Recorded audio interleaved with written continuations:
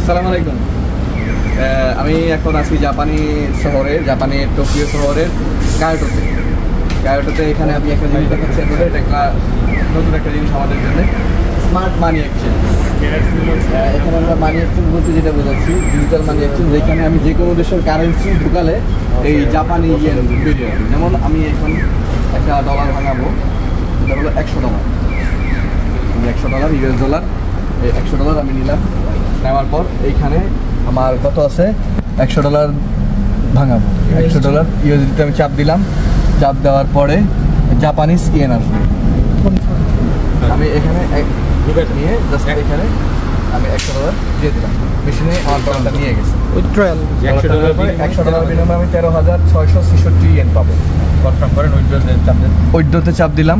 উইথড্রোতে চাপ দেওয়ার সাথে সাথে এখানে আমার রিসিপ্ট বেরোলো। প্রথমে ফার্স্ট যেটা রিসিপ্ট, আমার রিসিপ্ট দিয়েছে 13,666 ইয়েন।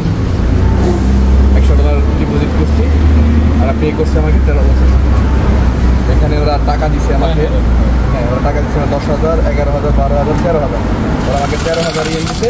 আর বাকি যে খুচরা টাকা, সেই খুচরা ইয়েনগুলো কয়েনে দিয়ে দিচ্ছে।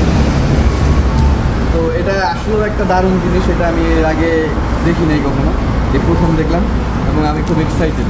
এই জিনিসটা আপনাদের সাথে শেয়ার করলাম। ধন্যবাদ সবাইকে, থ্যাংক ইউ।